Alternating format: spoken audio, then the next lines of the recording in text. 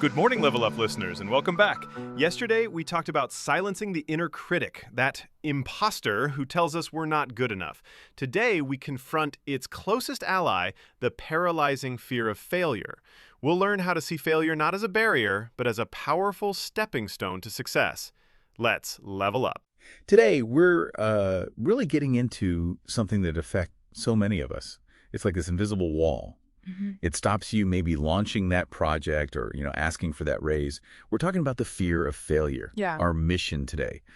Let's try and shift how you see failure. Turn it from, a wall into maybe a stepping stone for resilience. Absolutely. And what you're hitting on there, it actually has a name in psychology, acticophobia. It's this really intense, sometimes irrational fear of making mistakes. Irrational. Yeah, and it's fascinating because it's kind of wired deep. Our brains, they're built to avoid risk, even if the risk is just looking bad or feeling like we fail. So it's primal almost. Sort of, yeah. And this response, it can lead straight to putting things off, avoidance, or that classic analysis paralysis. You're just too scared to make any decision. Right, stuck. Yeah. And, okay, here's where it gets really interesting, I think. What happens when that universal fear bumps up against specific cultural stuff, like for lots of young Indonesians, maybe? That fear gets amplified, right? There's this big value on group harmony, avoiding malicious, public shame. Definitely. A public misstep feels huge in that context. And then you throw in the whole quarter-life crisis thing. Big decisions, lots of pressure, even small setbacks can feel, catastrophic. Spirals. Yeah. It becomes this self-fulfilling prophecy. You're so scared of failing, you kind of hold back, don't really commit, and then you don't succeed.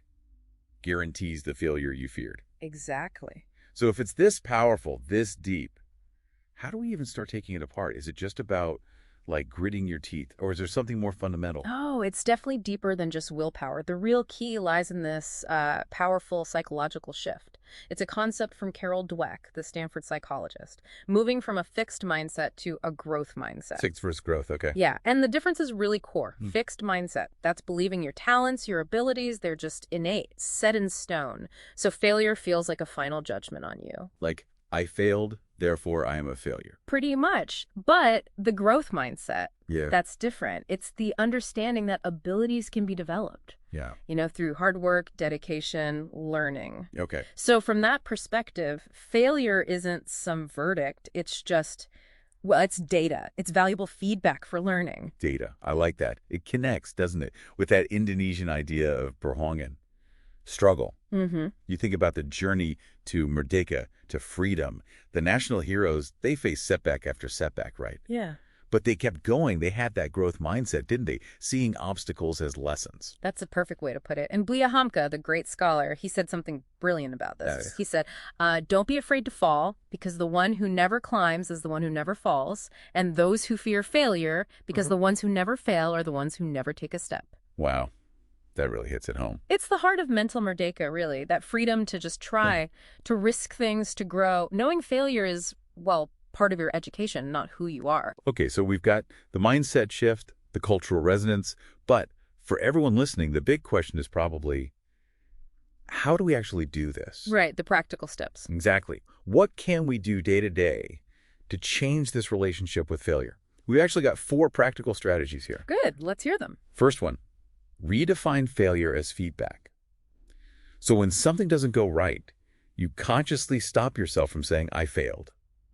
And instead you think, okay, that approach didn't work. Or maybe, what did I learn from this experiment? See yourself like a scientist gathering data. And that simple switch in wording, it does something in your brain, right? I failed. Hits the emotion center, shame, judgment. Yeah. But that approach didn't work. That engages the problem-solving parts. It shifts you from blame to curiosity. Like, okay, what now? Makes sense. Okay. Second, set process goals, not just outcome goals. This is a big one. Yeah, because fear loves outcomes we can't fully control, right? Like, get the dream job. Exactly. Unpredictable. So instead, focus on the actions you can control, the process. So maybe not get the job, but send 5 good applications this week, or spend 30 minutes networking today. Things you actually can do. And ticking those off builds momentum, builds confidence, regardless of the big outcome right away. Right. Third strategy, practice productive failure. Sounds intriguing. Yeah. It means intentionally trying new things, low-stakes stuff, where you fully expect to be kind of bad at first. Like learning guitar or maybe trying a complex recipe. Totally. Or a sport you've never played. The point is to normalize being a beginner, making mistakes. It teaches your brain that initial failure isn't dangerous. It's just normal. Desensitizes you to it in a way. Exactly. And finally, number 4, create a failure resume. Okay, tell me more. You literally list past quote-unquote failures, and next to each one, you write down what you learned from it and any positive things that came out of it eventually.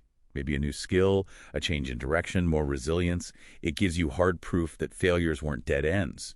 They were detours maybe, or even shortcuts to growth. That's powerful, seeing the evidence laid out like that. Yeah. So what this all boils down to, really, is that these strategies, they give you back the power to go after the life you want, not the one that fear limits you to. And, you know, connecting this to the bigger picture again, President Sukarno had that amazing quote. Which one? Reach your ambition as high as the skies. Dream it as high as the skies. Because if you fall, you're going to fall among the stars. Fall among the stars. It's not just poetry, is it? It's the ultimate growth mindset statement. Yeah. It reframes falling, failing, not as disaster, but as this noble, almost beautiful part of reaching high. Absolutely. Yep. That really captures it. Failure isn't the wall we think it is. It's more like a teacher. Mm-hmm. The price of admission, maybe. Yeah. The price of admission for a life where you actually grow and achieve things. The only real failure then is, well, not trying at all. Couldn't agree more. So here's your mission for this week, if you're up for it. Embrace a little productive failure. Pick one small thing, something you've been putting off because you're a bit scared of not doing it perfectly. Just one small step. Just the first step. Don't even worry about the outcome yet. Just celebrate that you had the courage to try. That act of trying, that's the win. Thank you for joining us on Level Up. Tomorrow, we'll learn how to build real confidence. Until then, be brave and keep leveling up.